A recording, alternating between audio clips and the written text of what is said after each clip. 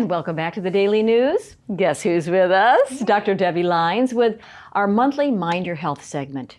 And this is an important one, a serious one. We're talking about mental health for our young people, which is a serious problem. Well, you know, it's no secret that kids and teens are struggling now. We know that.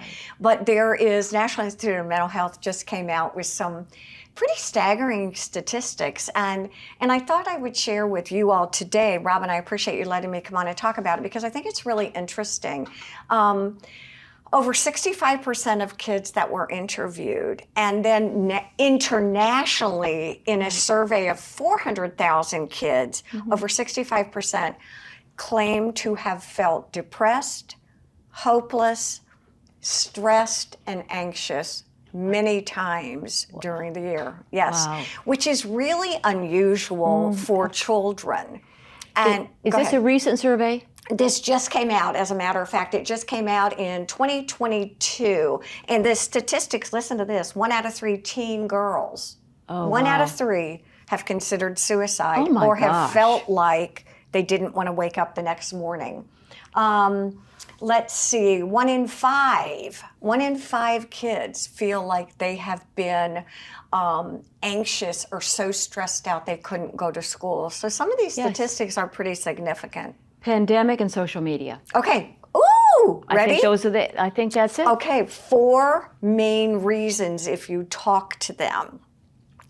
Number 1 is the COVID. And COVID, with isolation and with missing out of 2 years developmentally, socially, has really impacted the kids. Ready? Number 2.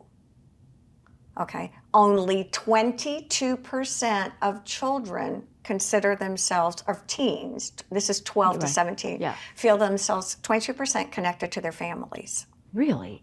Is it because everybody's working and going off? That is basically what the kids are saying. 22% feel disconnected from their family. Now, the other group say they feel overparented.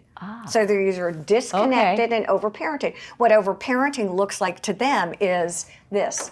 This is your science fair project, but if you do it this way, it could be better.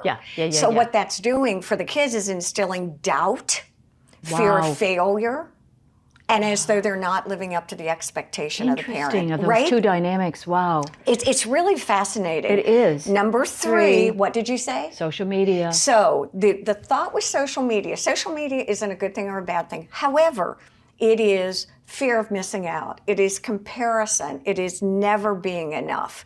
It is what is the next person doing? It is just, for many kids, many times unhealthy. Because their personal lives are for all to see. Absolutely. And so it can be immediate. You just look and you immediately start feeling. I do it. Yeah. I do it. Nobody liked this, or oh, I didn't get invited to that birthday party. I know it's happened to my grandchildren. And the fourth I thought, and most interesting thing, they had a sense of hopelessness with the world. And what that looked like to kids was nobody can get along. My government, people in my government can't get along. The division. That's exactly right. The divisiveness. And all of these kids, it was really interesting because not only did they take this survey, but then they had more of a qualitative, with just gathering information. Right. And over and over and over and over again, these 4 things emerged as what is contributing to the negative mental health of kids. And so I think, are there solutions? Absolutely. Is this hopeless? Not at all. No. But I think awareness, education, opening the dialogue for all this makes such a huge difference. Very important.